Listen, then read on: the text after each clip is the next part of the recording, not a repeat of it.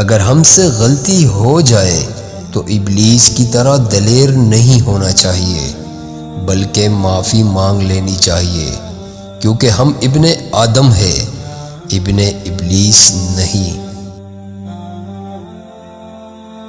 دنیا کا طلبگار سمندر کا پانی پینے والے کی طرح ہے، جس قدر پیتا ہے پیاس بڑھتی ہی جاتی ہے۔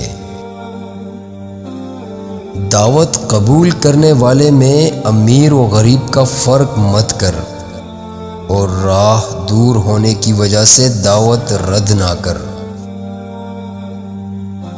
میں نے دیکھا کہ ہر شخص کسی نہ کسی چیز پر بھروسہ اور توکل کیے بیٹھا ہے جو اس کی نہیں، اللہ کی مخلوق ہے۔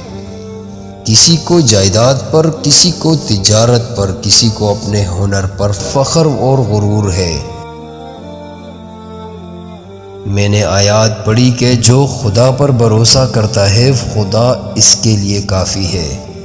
اب میں نے مخلوق کی جگہ خدا پر بھروسہ اور توکل کر لیا ہے۔